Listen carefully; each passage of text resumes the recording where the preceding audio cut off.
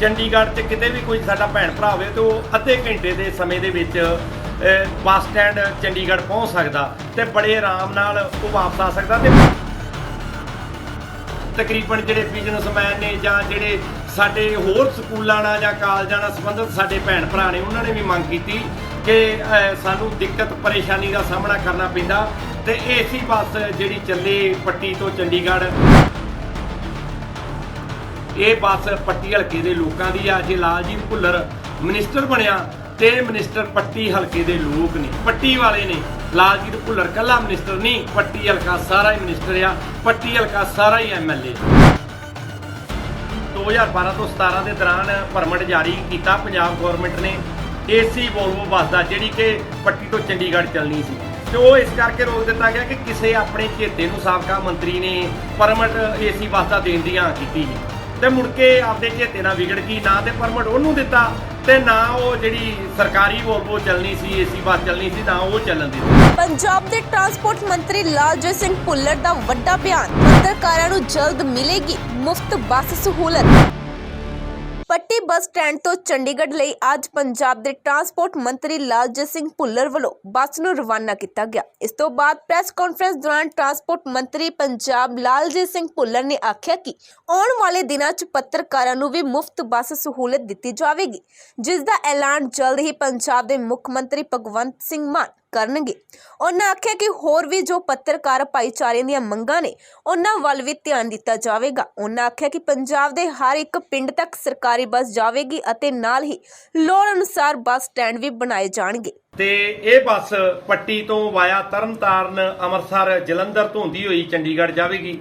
ਸਵੇਰੇ 4:30 ਵਜੇ ਇੱਥੋਂ ਇਹ ਬੱਸ ਚੱਲੇਗੀ ਪੱਟੀ ਤੋਂ ਤੇ ਰਾਤ ਨੂੰ ਸ਼ਾਮਾਂ ਦੇ ਟਾਈਮ 5:30 ਵਜੇ ਚੰਡੀਗੜ੍ਹ ਤੋਂ ਪੱਟੀ ਨੂੰ ਵਾਪਸ ਫੇਰ ਵਾਇਆ ਜਲੰਧਰ, ਅੰਮ੍ਰਿਤਸਰ, ਤਰਨਤਾਰਨ ਹੁੰਦੀ ਹੋਈ ਪੱਟੀ ਆਵੇਗੀ। ਤੇ ਇਹਦੇ ਨਾਲ ਸਾਡੇ ਜਿਹੜੇ ਭੈਣ ਭਰਾਵਾਂ ਦੇ ਚੰਡੀਗੜ੍ਹ ਦਫ਼ਤਰਾਂ ਦੇ ਵਿੱਚ ਕੰਮਕਾਰ ਨੇ ਜਾਂ ਕਈਆਂ ਦੀਆਂ ਹਾਈ ਕੋਰਟ ਦੇ ਵਿੱਚ ਤਰੀਕਾਂ ਹੁੰਦੀਆਂ ਨੇ, ਉਹ ਆਪਣੇ ਸਾਰੇ ਕੰਮਕਾਰ ਨਿਪਟਾ ਕੇ ਤੇ ਆਰਾਮ ਨਾਲ, ਕਿਉਂਕਿ 5 ਵਜੇ ਤਕਰੀਬਨ ਸਾਰੇ ਦਫ਼ਤਰ ਜਿਹੜੇ ਆ ਉਹ ਸ਼ਾਮ 5 ਵਜੇ ਬੰਦ ਹੋ ਜਾਂਦੇ ਆ ਤੇ ਉਹ ਕਿਤੋਂ ਵੀ ਚੰਡੀਗੜ੍ਹ 'ਚ ਕਿਤੇ ਵੀ ਕੋਈ ਸਾਡਾ ਭੈਣ ਭਰਾ ਹੋਵੇ ਤੇ ਉਹ ਅੱਧੇ ਘੰਟੇ ਦੇ ਸਮੇਂ ਦੇ ਵਿੱਚ ਬੱਸ ਸਟੈਂਡ ਚੰਡੀਗੜ੍ਹ ਪਹੁੰਚ ਸਕਦਾ ਤੇ ਬੜੇ ਆਰਾਮ ਨਾਲ ਉਹ ਵਾਪਸ ਆ ਸਕਦਾ। ਤੇ ਪਹਿਲਾਂ ਲਗਭਗ 3:30-4 ਵਜੇ ਤੋਂ ਜਿਹੜੀ ਬੱਸ ਉੱਥੋਂ ਚੱਲਦੀ ਸੀ ਚੰਡੀਗੜ੍ਹ ਤੋਂ ਪੱਟੀ ਨੂੰ ਆਉਂਦੀ ਸੀ, ਉਹ ਅਖੀਰਲਾ ਟਾਈਮ ਸੀ। ਉਹਦੇ ਬਾਅਦ ਕੋਈ ਵੀ ਟਾਈਮ ਪੱਟੀ ਨੂੰ ਆਉਂਦਾ ਬੱਸ ਦਾ ਨਹੀਂ ਸੀ ਮਿਲਦਾ ਤੇ ਸਾਡੇ ਭੈਣ ਭਰਾ ਕਿਸੇ ਨੇ ਚੰਡੀਗੜ੍ਹ ਤੋਂ ਚੱਲ ਕੇ ਮੋਗੇ ਉਤਰਨਾ ਤੇ ਮੋਗੇ ਤੋਂ ਆਪਦੀ ਨਿੱਜੀ ਸਵਾਰੀ ਲੈ ਕੇ ਜਾਂ ਕਿਸੇ ਨੂੰ ਹੱਥ ਦੇ ਕੇ ਕਿਸੇ ਨਾਲ ਚੜ੍ਹ ਕੇ ਪੱਟੀ ਨੂੰ ਆਉਣਾ ਜਾਂ ਅੰਮ੍ਰਿਤਸਰ ਆਉਣਾ ਤੇ ਅੰਮ੍ਰਿਤਸਰ ਤੋਂ ਭਾਵੇਂ ਆਪਦੀ ਪਰਸਨਲ ਕਿਰਾਏ ਤੇ ਕਰਕੇ ਗੱਡੀ ਆਉਣਾ ਜਾਂ ਕਿਸੇ ਨਾਲ ਫੇਰ ਤੱਕਦੇ ਰਹਿਣਾ ਸਵਾਰੀ ਨੂੰ ਵੀ ਕਿਸੇ ਨਾਲ ਚੜ੍ਹ ਕੇ ਆਵਾਂਗੇ। ਇਹ ਬੱਸ ਚੱਲਣ ਦੇ ਨਾਲ ਬੜੀ ਵੱਡੀ ਖੱਜਲ ਖੁਆਰੀ ਪੱਟੀ ਹਲਕੇ ਵਾਲਿਆਂ ਦੀ ਤੇ ਕੱਟੀ ਨਾਲ ਖੇਮਕਰਨ ਹਲਕਾ, ਤਰਨਤਾਰਨ ਹਲਕਾ, ਖਡੂਰ ਸਾਹਿਬ ਹਲਕੇ ਵਾਲਿਆਂ ਨੂੰ ਵੀ ਇਹਦਾ ਫਾਇਦਾ ਮਿਲਿਆ। ਤੇ ਇਹ ਬੱਸ 2012 ਤੋਂ 17 ਤੱਕ ਜਿਹੜਾ ਸਾਬਕਾ ਮੰਤਰੀ ਸਾਡੇ ਇੱਥੋਂ ਰਹੇ ਆ, ਉਸ ਸਮੇਂ ਦੌਰਾਨ, ਕਿਉਂਕਿ ਜਦੋਂ ਬੰਦਾ ਸਿਸਟਮ ਦੇ ਵਿੱਚ ਆਉਂਦਾ, ਮੈਂ ਟਰਾਂਸਪੋਰਟ ਮਹਿਕਮੇ 'ਚ ਬਤੌਰ ਟਰਾਂਸਪੋਰਟ ਮਿਨਿਸਟਰ ਕੰਮ ਕੀਤਾ ਤੇ ਮੈਨੂੰ ਪਤਾ ਲੱਗਾ ਕਿ 2012 ਤੋਂ 17 ਦੇ ਦੌਰਾਨ ਪਰਮਿਟ ਜਾਰੀ ਕੀਤਾ ਪੰਜਾਬ ਗੌਰਮੈਂਟ ਨੇ ਏਸੀ ਵੋਲਵੋ ਬੱਸ ਦਾ, ਜਿਹੜੀ ਕਿ ਪੱਟੀ ਤੋਂ ਚੰਡੀਗੜ੍ਹ ਚੱਲਣੀ ਸੀ ਤੇ ਉਹ ਇਸ ਕਰਕੇ ਰੋਕ ਦਿੱਤਾ ਗਿਆ ਕਿ ਕਿਸੇ ਆਪਣੇ ਚੇਤੇ ਨੂੰ ਸਾਬਕਾ ਮੰਤਰੀ ਨੇ ਪਰਮਿਟ ਏਸੀ ਬੱਸ ਦਾ ਦੇਣ ਦੀ ਹਾਂ ਕੀਤੀ ਸੀ ਤੇ ਮੁੜ ਕੇ ਆਪਦੇ ਚੇਤੇ ਨਾਲ ਵਿਗੜ ਗਈ। ਨਾ ਤੇ ਪਰਮਿਟ ਉਹਨੂੰ ਦਿੱਤਾ ਤੇ ਨਾ ਉਹ ਜਿਹੜੀ ਸਰਕਾਰੀ ਵੋਲਵੋ ਚੱਲਣੀ ਸੀ, ਏਸੀ ਬੱਸ ਚੱਲਣੀ ਸੀ, ਨਾ ਉਹ ਚੱਲਣ ਦਿੱਤੀ। ਤੇ ਉਹਦੇ ਬਾਅਦ ਕਾਂਗਰਸ ਦੀ ਸਰਕਾਰ ਆਈ ਤੇ ਸਾਡੇ ਕਾਂਗਰਸ ਦੇ ਜਿਹੜੇ ਸਾਬਕਾ ਹੁਣ ਐਮਐਲਏ ਨੇ, ਉਹਨਾਂ ਨੇ ਵੀ ਕੋਸ਼ਿਸ਼ ਨਾ ਕੀਤੀ ਕਿ ਜਿਹੜੀ ਇਹ ਪੱਟੀ ਹਲਕੇ ਦੀ ਵੱਡੀ ਮੰਗ ਹੈ ਇਹਨੂੰ ਪੂਰੀ ਕੀਤਾ ਜਾਵੇ ਤੇ ਉਹ ਫੇਰ ਉਸੇ ਤਰ੍ਹਾਂ ਰਹਿ ਗਈ। ਮੈਨੂੰ ਹੁਣ 5.5 ਮਹੀਨੇ ਦੇ ਲਗਭਗ ਸਮਾਂ ਹੋ ਗਿਆ ਆਮ ਆਦਮੀ ਪਾਰਟੀ ਦੀ ਸਰਕਾਰ ਬਣੀ ਨੂੰ, ਮਹਿਕਮਾ ਸੰਭਾਲੇ ਨੂੰ, ਤੇ ਮੈਨੂੰ ਲੱਗਦਾ ਵੀ ਸੈਂਕੜੇ ਭੈਣ ਭਰਾ ਮੇਰੇ ਕੋਲ ਆਏ ਆ ਜਿਨ੍ਹਾਂ ਨੇ ਇਹ ਮੰਗ ਕੀਤੀ, ਖਾਸ ਕਰਕੇ ਇਹ ਮੰਗ ਕੀਤੀ ਕਿ 5:30 ਵਜੇ, ਪੌਣੇ 6 ਵਜੇ ਬੱਸ ਜਿਹੜੀ ਚੰਡੀਗੜ੍ਹ ਤੋਂ ਚੱਲੇ ਤਾਂ ਜੋ ਅਸੀਂ ਆਪਣੇ ਕੰਮਕਾਰ ਕਰਕੇ ਅਸੀਂ ਫੇਰ ਆਰਾਮ ਨਾਲ ਆਪਣੇ ਘਰ ਪਹੁੰਚ ਸਕੀਏ। ਤੇ ਨਾਲ ਏਸੀ ਬੱਸ ਦੀ ਵੀ ਤਕਰੀਬਨ ਜਿਹੜੇ ਬਿਜ਼ਨਸਮੈਨ ਨੇ ਜਾਂ ਜਿਹੜੇ ਸਾਡੇ ਹੋਰ ਸਕੂਲਾਂ ਨਾਲ ਜਾਂ ਕਾਲਜਾਂ ਨਾਲ ਸੰਬੰਧਿਤ ਸਾਡੇ ਭੈਣ ਭਰਾ ਨੇ, ਉਹਨਾਂ ਨੇ ਵੀ ਮੰਗ ਕੀਤੀ ਕਿ ਸਾਨੂੰ ਦਿੱਕਤ ਪਰੇਸ਼ਾਨੀ ਦਾ ਸਾਹਮਣਾ ਕਰਨਾ ਪੈਂਦਾ ਤੇ ਏਸੀ ਬੱਸ ਜਿਹੜੀ ਚੱਲੇ ਪੱਟੀ ਤੋਂ ਚੰਡੀਗੜ੍ਹ, ਕਿਉਂਕਿ ਦੂਜੇ ਜ਼ਿਲ੍ਹਿਆਂ ਦੇ ਵਿੱਚੋਂ, ਦੂਜੇ ਸ਼ਹਿਰਾਂ ਦੇ ਵਿੱਚੋਂ ਤਕਰੀਬਨ ਏਸੀ ਬੱਸਾਂ ਚੰਡੀਗੜ੍ਹ ਨੂੰ, ਦਿੱਲੀ ਨੂੰ ਚੱਲਦੀਆਂ ਨੇ ਤੇ ਜਦੋਂ ਦੂਜੇ ਸ਼ਹਿਰਾਂ ਨੂੰ ਚੱਲਦੀਆਂ ਤੇ ਸਾਡੇ ਹਲਕੇ ਦੇ, ਸਾਡੇ ਸ਼ਹਿਰ ਦੇ ਲੋਕ ਵੀ ਚਾਹੁੰਦੇ ਆ ਕਿ ਅਸੀਂ ਵੀ ਏਸੀ ਬੱਸ ਦਾ ਸਫ਼ਰ ਕਰੀਏ। ਇਹ ਇਹ ਵੇਖੋ ਸਾਡਾ ਕੋਈ ਸਾਨ ਵੀ ਨਹੀਂ। ਮੈਂ ਇਹ ਗੱਲ ਕਰਾਂ ਕਿ ਮੇਰਾ ਕੋਈ ਸਾਨ ਆ, ਸਾਨੂੰ ਪੱਟੀ ਹਲਕੇ ਦੇ ਲੋਕਾਂ ਨੇ ਵੋਟ ਪਾ ਕੇ ਵਿਧਾਨ ਸਭਾ ਦਾ ਮੈਂਬਰ ਬਣਾਇਆ, ਵਿਧਾਨ ਸਭਾ ਭੇਜਿਆ, ਤੇ ਸਾਡਾ ਫਰਜ਼ ਬਣਦਾ ਅਸੀਂ ਆਪਣੇ ਹਲਕੇ ਲਈ ਦਿਨ ਰਾਤ ਮਿਹਨਤ ਕਰੀਏ, ਕੰਮ ਕਰੀਏ, ਲੋਕ ਹਿੱਤ ਦੇ ਵਿੱਚ ਜੋ ਵੀ ਜਿੱਥੇ ਲੋਕਾਂ ਦਾ ਫਾਇਦਾ ਹੋਵੇ ਅਸੀਂ ਲੋਕਾਂ ਦੀ ਸੇਵਾ ਕਰੀਏ। ਇਹ ਬਸ ਪੱਟੀ ਹਲਕੇ ਦੇ ਲੋਕਾਂ ਦੀ ਆ। ਜੇ ਲਾਲਜੀਤ ਭੁੱਲਰ ਮਿਨਿਸਟਰ ਬਣਿਆ ਤੇ ਮਿਨਿਸਟਰ ਪੱਟੀ ਹਲਕੇ ਦੇ ਲੋਕ ਨੇ, ਪੱਟੀ ਵਾਲੇ ਨੇ। ਲਾਲਜੀਤ ਭੁੱਲਰ ਕੱਲਾ ਮਿਨਿਸਟਰ ਨਹੀਂ, ਪੱਟੀ ਹਲਕਾ ਸਾਰਾ ਹੀ ਮਿਨਿਸਟਰ ਆ, ਪੱਟੀ ਹਲਕਾ ਸਾਰਾ ਹੀ MLA ਆ। ਜੇਕਰ ਪਿਛਲੀਆਂ ਸਰਕਾਰਾਂ ਦੀ ਗੱਲ ਕਰੀਏ ਤੇ ਪਿਛਲੀਆਂ ਸਰਕਾਰਾਂ ਦੇ ਸਮੇਂ ਵਿਕਾਸ ਦੇ ਕੰਮ ਸ਼ੁਰੂ ਕੀਤੇ ਗਏ ਸਨ, ਉਹਨਾਂ ਬਾਰੇ ਕੀ ਕਹਿਣਾ ਚਾਹੁੰਦੇ? ਸਰਕਾਰ ਦੀ ਕੀ ਪਾਲਿਸੀ ਅੱਗੇ ਵਧਾਏ ਜਾ ਰਹੇ ਆ ਜਾਂ ਕੀ ਕੀਤਾ ਜਾ ਰਿਹਾ ਉਸ ਸੰਬੰਧ ਵਿੱਚ?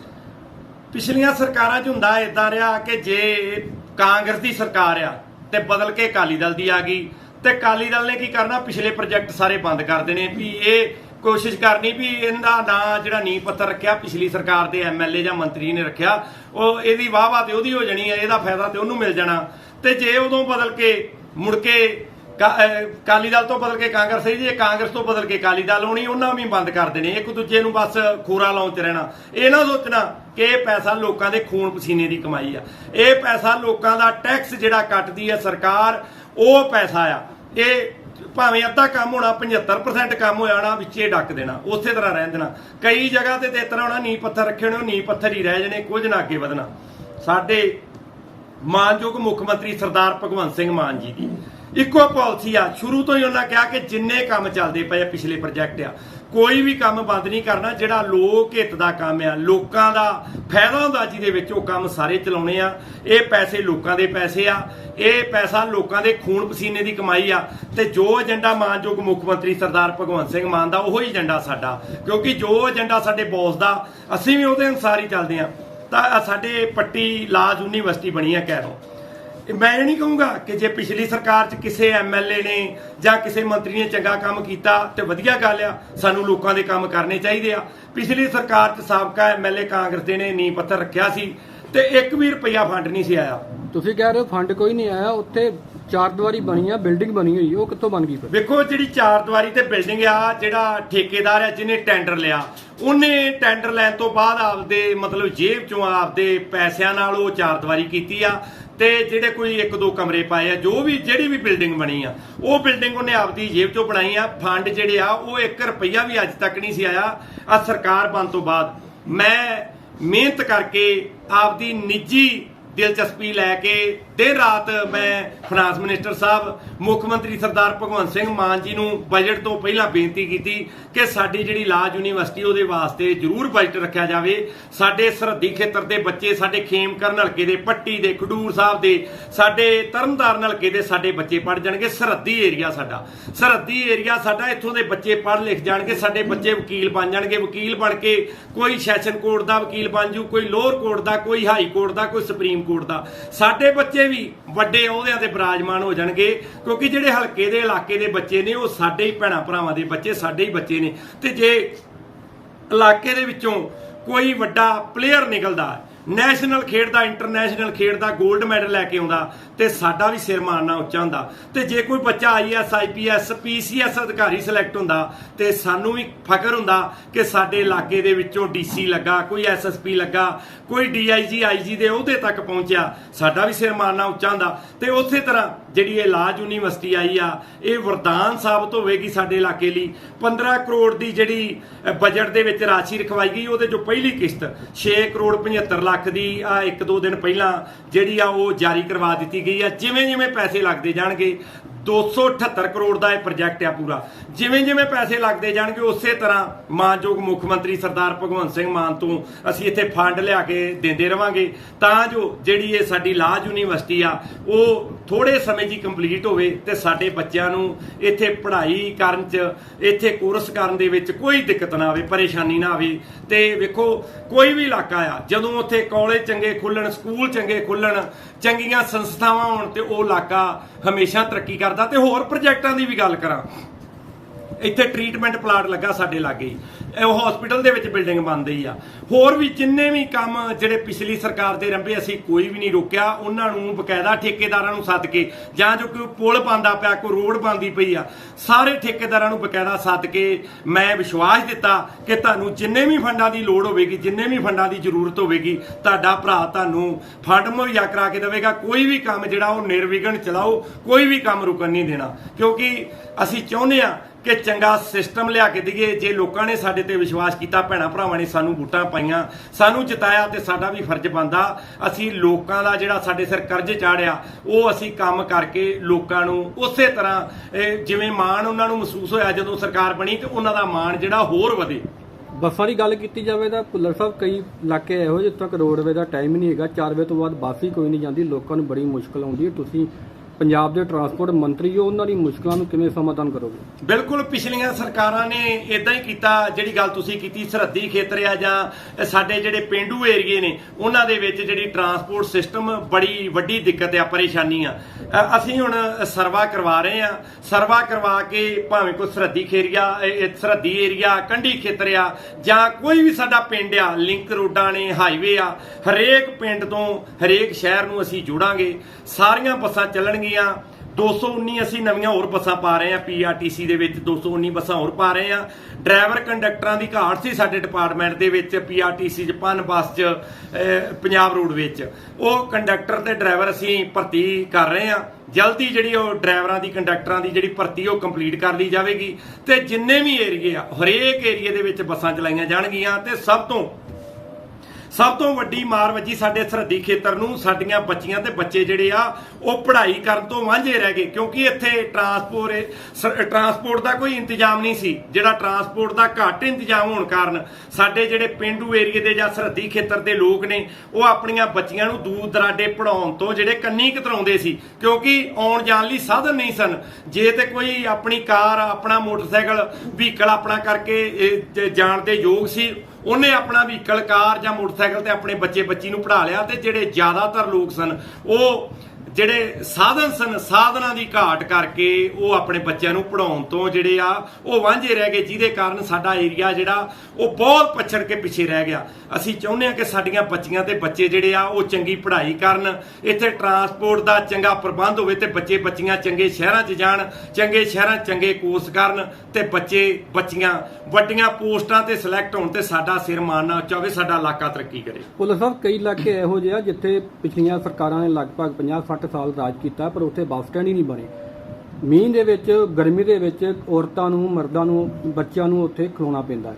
ਕੀ ਕਹਿਣਾ ਚਾਹੋ? ਤੁਸੀਂ ਸਰਕਾਰ ਦੇ ਵਿੱਚ ਮੰਤਰੀ ਹੋ, ਇਹਨਾਂ ਲੋਕਾਂ ਦੀ ਆਵਾਜ਼ ਵਿਧਾਨ ਸਭਾ 'ਚ ਚੁੱਕੋਗੇ? ਦੇਖੋ, ਬੜੀ ਵੱਡੀ ਦਿੱਕਤ ਆ ਵਾਕਈ। ਜਿਹੜੀਆਂ ਟਿਕਟਾਂ ਦੇ ਉੱਤੇ ਬੱਸ ਸਟੈਂਡਾਂ ਦਾ ਨਾਂ ਆ ਜਿੱਥੇ ਲੋਕ ਉਤਰਦੇ ਆ, ਅਸੀਂ ਇਹ ਵੀ ਸਰਵਾ ਕਰਵਾ ਕੇ, ਜੇ ਤੇ ਵੱਡਾ ਕਸਬਾ, ਵੱਡਾ ਸ਼ਹਿਰ ਹੈ, ਉੱਥੇ ਉਸ ਹਿਸਾਬ ਦਾ ਵੱਡਾ ਬੱਸ ਸਟੈਂਡ ਬਣਾਇਆ ਜਾਵੇਗਾ। ਤੇ ਜੇ ਛੋਟਾ ਅੱਡਾ ਆ, ਉਹ ਜਿੱਥੇ ਕੋਈ 10-20 ਸਵਾਰੀਆਂ ਜਿਹੜੀਆਂ ਖੜਦੀਆਂ, ਉਹਨਾਂ ਦੇ ਸਿਰ ਕੱਜਣ ਨੂੰ ਅਸੀਂ ਜ਼ਰੂਰ ਛੋਟੇ ਬੱਸ ਸਟੈਂਡ ਬਣਾਵਾਂਗੇ। ਇਹ ਵੱਡੀ ਜ਼ਰੂਰਤ ਆ, ਤਾਂ ਜੋ ਸਾਡੇ ਭੈਣ ਭਰਾ ਵਿਅਕਤੀ ਜਿਹੜਾ ਵੀ ਬੱਸ ਤੇ ਸਫ਼ਰ ਕਰਨਾ ਚਾਹੁੰਦਾ, ਉਹਦਾ ਜਿਹੜਾ ਸਿਰ ਆ ਉਹਦੇ ਉੱਤੇ ਛੱਤ ਹੋਵੇ, ਜੇ ਤਿੱਖੀ ਧੁੱਪ ਹੋਵੇ ਉਹ ਤੋਂ ਬਚੇ, ਤੇ ਜੇ ਮੀਂਹ ਬਰਸਾਤ ਦਾ ਮੌਸਮ ਹੋਵੇ ਤੇ ਉਹਦੇ ਤੋਂ ਵੀ ਉਹਦਾ ਜਿਹੜਾ ਬਚਾਅ ਹੋ ਸਕੇ। ਇਹ ਵੇਖੋ, ਜਿੰਨੇ ਸਾਡੀ ਬੱਸ ਤੇ ਸਫ਼ਰ ਕਰਨਾ, ਸਵਾਰੀ ਜਿਹੜੀ ਉਹ ਰੱਬ ਦਾ ਰੂਪ ਆ। ਜਿਹੜੇ ਭੈਣ ਭਰਾ, ਜਿਹੜੇ ਵਿਅਕਤੀ ਵੀ ਬੱਸ ਤੇ ਸਫ਼ਰ ਕਰਦੇ ਆ, ਉਹ ਸਾਡੇ ਲਈ ਰੱਬ ਸਮਾਨ ਨੇ, ਕਿਉਂਕਿ ਉਹ ਸਾਡੀ ਆਮਦਨ ਦਾ ਜ਼ਰੀਆ ਨੇ। ਤੇ ਸਾਡਾ ਵੀ ਫਰਜ਼ ਬਣਦਾ, ਜਿਹੜੇ ਸਾਡੇ ਲਈ ਆਮਦਨ ਦਾ ਜ਼ਰੀਆ ਨੇ ਭੈਣ ਭਰਾ, ਉਹਨਾਂ ਲਈ ਅਸੀਂ ਬੱਸ ਸਟੈਂਡਾਂ ਦਾ ਇੰਤਜ਼ਾਮ ਕਰੀਏ। ਭੁੱਲਰ ਸਾਹਿਬ, ਇੱਕ ਪੱਤਰਕਾਰ ਭਾਈਚਾਰੇ ਦੀ ਬੜੀ ਲੰਮੇ ਸਮੇਂ ਤੋਂ ਮੰਗ ਆ ਵੀ ਪੱਤਰਕਾਰ ਭਾਈਚਾਰਾ ਨੂੰ ਬੱਸਾਂ ਦੇ ਵਿੱਚ ਸਫ਼ਰ ਮੁਫਤ ਦੀ ਸਹੂਲਤ ਦਿੱਤੀ ਜਾਵੇ। ਤੁਸੀਂ ਟਰਾਂਸਪੋਰਟ ਮੰਤਰੀ ਹੋ ਪੰਜਾਬ ਦੇ, ਇਹ ਕਦੋਂ ਐਲਾਨ ਕਰ ਰਹੇ ਹੋ ਤੇ ਕਦੋਂ ਕੁ ਸਹੂਲਤ ਦੇ ਰਹੇ ਹੋ ਉਹਨਾਂ ਨੂੰ? ਦੇਖੋ, ਬੜੇ ਵਧੀਆ ਆਪਾਂ ਨੂੰ ਮੁੱਖ ਮੰਤਰੀ ਮਿਲੇ ਆ ਸਰਦਾਰ ਭਗਵੰਤ ਸਿੰਘ ਮਾਨ। ਅੱਜ ਤੱਕ ਜਿੰਨੇ ਵੀ ਫੈਸਲੇ ਲਏ, 5.5 ਮਹੀਨੇ ਦੀ ਸਰਕਾਰ ਲੰਘੀ, ਲਗਭਗ ਜਿੰਨੇ ਵੀ ਫੈਸਲੇ ਲਏ ਆ, ਲੋਕ ਹਿੱਤ ਦੇ ਵਿੱਚ ਲਏ ਆ, ਲੋਕਾਂ ਦੇ ਹੱਕਾਂ ਲਈ ਲਏ ਆ। ਤੇ ਮੈਂ ਜਿਹੜਾ ਇਹ ਤੁਹਾਡਾ ਫਰਮਾਨ ਮੈਂ ਕਹੂੰਗਾ ਮੇਰੇ ਭਰਾਵਾਂ ਦਾ, ਇਹ ਮੈਂ ਮਾਨਯੋਗ ਮੁੱਖ ਮੰਤਰੀ ਸਰਦਾਰ ਭਗਵੰਤ ਸਿੰਘ ਮਾਨ ਜੀ ਦੇ ਧਿਆਨ 'ਚ ਲਿਆਉਂਗਾ। ਤੇ ਮਾਨ ਸਾਹਿਬ ਚੰਗੇ ਸੁਭਾਅ ਦੇ ਵਧੀਆ ਮੁੱਖ ਮੰਤਰੀ ਨੇ, ਹਰੇਕ ਦੀ ਗੱਲ ਸੁਣਦੇ ਆ। ਤੇ ਮੈਨੂੰ ਲੱਗਦਾ ਵੀ ਉਹ ਤੁਹਾਡੇ ਜਿਹੜੇ ਕੰਮ ਆ ਉਹਨਾਂ ਤੇ ਪੂਰਨੇ ਪਾਉਣਗੇ, ਉਹ ਜ਼ਰੂਰ ਇਹ ਗੱਲ ਨੂੰ ਵਿਚਾਰਨਗੇ। ਪਿਛਲੇ ਲੰਮੇ ਸਮੇਂ ਤੋਂ ਪੱਤਰਕਾਰ ਭਾਈਚਾਰੇ ਦੀਆਂ ਕਈ ਮੰਗਾਂ ਪੰਜਾਬ ਸਰਕਾਰ ਦੇ ਵਿਚਾਰ ਅਧੀਨ ਪਈਆਂ ਹੋਈਆਂ ਨੇ। ਸਮੇਂ-ਸਮੇਂ ਦੀਆਂ ਸਰਕਾਰਾਂ ਵੱਲੋਂ ਉਹਨਾਂ ਪੱਤਰਕਾਰ ਭਾਈਚਾਰਾ ਦੀਆਂ ਮੰਗਾਂ ਵੱਲ ਕੋਈ ਧਿਆਨ ਨਹੀਂ ਦਿੱਤਾ ਗਿਆ। ਆਮ ਆਦਮੀ ਪਾਰਟੀ ਦੀ ਸਰਕਾਰ ਹੈ, ਤੁਸੀਂ ਕੈਬਨਿਟ ਦੇ ਵਿੱਚ ਹਿੱਸਾ ਹੋ, ਕਿ ਇਸ ਮੁੱਦੇ ਨੂੰ ਵਿਧਾਨ ਸਭਾ ਦੇ ਵਿੱਚ ਜਾਂ ਮੁੱਖ ਮੰਤਰੀ ਪੰਜਾਬ ਕੋਲ ਉਠਾਓਗੇ? ਜਿਹੜੀਆਂ ਜਾਇਜ਼ ਮੰਗਾਂ ਨੇ, ਮੈਂ ਤੇ ਤੁਹਾਨੂੰ ਪਹਿਲਾਂ ਹੀ ਕਿਹਾ ਵੀ ਮੁੱਖ ਮੰਤਰੀ ਸਾਹਿਬ ਬੜੇ ਵਧੀਆ ਮੁੱਖ ਮੰਤਰੀ ਨੇ। ਇਹ ਪੱਤਰਕਾਰ ਭਾਈਚਾਰਾ ਵੀ ਉੱਥੇ ਸੀਐਮ ਸਾਹਿਬ ਨਾਲ ਚਾਹ ਵੀ ਪੀਂਦਾ ਹੈ ਤੇ ਰੋਟੀ ਵੀ ਖਾਂਦਾ, ਤਕਰੀਬਨ ਹੀ ਬੈਠੇ ਹਾਸਾ ਠੱਠਾ ਚੱਲਦਾ ਰਹਿੰਦਾ। ਸਾਡਾ ਪੱਤਰਕਾਰ ਭਾਈਚਾਰਾ ਜਿਹੜਾ ਚੰਡੀਗੜ੍ਹ ਦੇ ਵਿੱਚ, ਉਹ ਤਕਰੀਬਨ ਬੈਠੇ ਰਹਿੰਦੇ ਆ ਤੇ ਜਿੰਨੇ ਵੀ ਜਾਇਜ਼ ਗੱਲਾਂ ਹੋਣਗੀਆਂ ਉਹ ਸਾਡੇ ਮੁੱਖ ਮੰਤਰੀ ਸਾਹਿਬ ਜਿਹੜੇ ਆ ਉਹ ਹੱਲ ਵੀ ਕਰਨਗੇ ਤੇ ਅੱਗੇ ਹੱਲ ਕਰਦੇ ਵੀ ਆਏ ਆ। ਜਿਹੜੀ ਜਾਇਜ਼ ਗੱਲ ਕਈ ਵਾਰ ਇਹ ਹੁੰਦਾ, ਕਈ ਸਾਡੇ ਭੈਣ ਭਰਾ ਉਹ ਜਿਹੜਾ ਕੰਮ ਹੱਲ ਨਹੀਂ ਹੋ ਸਕਦਾ ਉਹ ਵੀ ਅੱਗੇ ਰੱਖ ਦਿੰਦੇ ਆ, ਪਰ ਜਿਹੜੀਆਂ ਜਾਇਜ਼ ਮੰਗਾਂ ਨੇ ਉਹ ਸਾਡੇ ਮਾਨਯੋਗ ਮੁੱਖ ਮੰਤਰੀ ਜਿਹੜੇ ਆ ਉਹ ਹਰੇਕ ਦੇ ਹੱਲ ਕਰਦੇ ਆ ਤੇ ਕਰਦੇ ਰਹਿਣਗੇ। ਏਵਨ ਮੀਡੀਆ ਲਈ ਤਰਨਤਾਰਨ ਤੋਂ ਹਰਮਨ ਦੀ ਖਾਸ ਰਿਪੋਰਟ।